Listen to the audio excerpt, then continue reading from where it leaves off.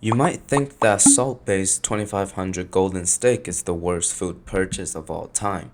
But did you know that the famous Middle Eastern dish Mujadara is the most costly dish in human history? And it only contains rice, lentils, and onions. It not only changed the course of the Old Testament, but also ignited ongoing religious disputes in the Middle Eastern region.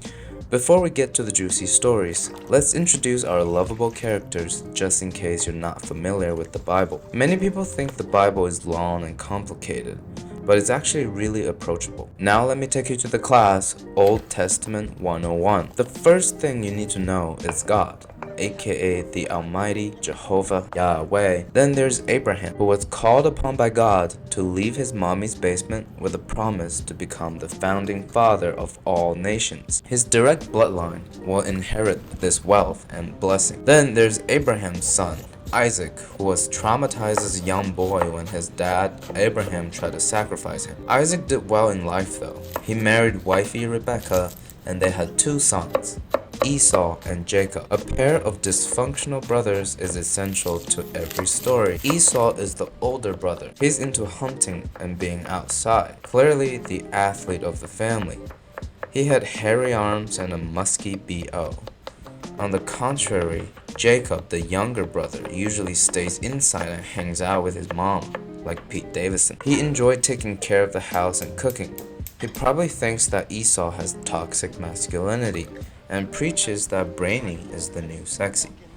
Much like a modern family, Esau, the athlete, is favored by their father Isaac, and Jacob, the sweetheart, is favored by their mother, Rebecca. Because Esau was born first, therefore he is the true heir to the promised land and all of God's blessings. Obviously, Jacob is part of the bloodline and will receive blessings too, but it's not gonna be that same extra special firstborn blessing. It's like watching someone else eat the Chick-fil-A spicy deluxe when you only have the grilled nuggets. Jacob grew up being in the shadow of Esau and desperately wanted to take his brother's place. One glorious afternoon, Esau came back from hunting, starving.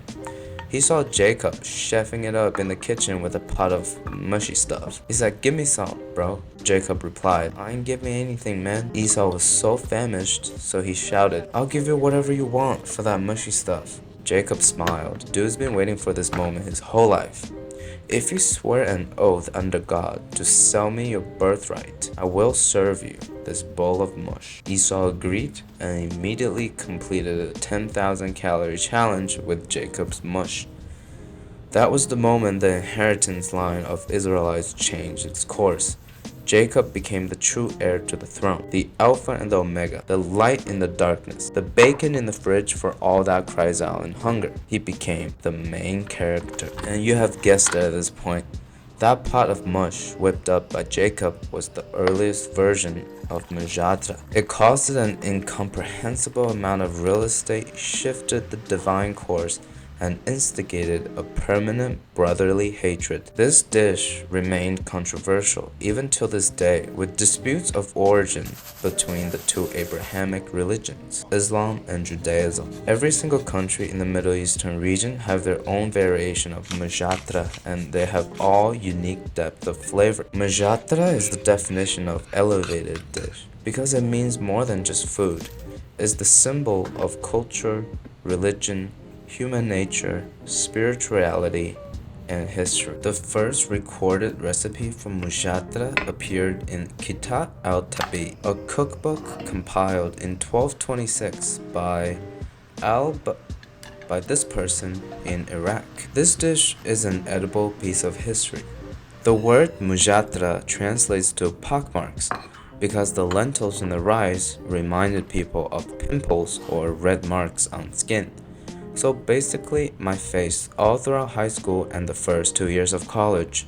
I never liked vegetarian dishes, but this dish has deep flavors and complex textures. The caramelized onions adds a lot of sweetness and umami to complement the richness of the lentil rice.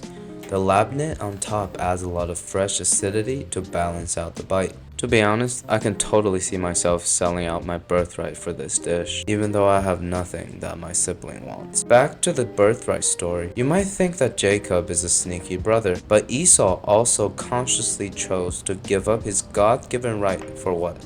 Rice? He's responsible for his own mistakes. It could be seen as a test from God for his accountability. Later in the story, Esau grew resentful and even tried to kill Jacob, which demonstrated his short-sightedness even more. I think we can all learn a few things from this story. Always focus on the bigger picture and stay clear of instant gratification. Always work hard for what you want, but never grow jealous of what other people have. Understand that all valuable things in life come with struggles. Keep your eyes on the target and feet on the ground. But the most important message from this story is that don't ever make decisions when you're hangry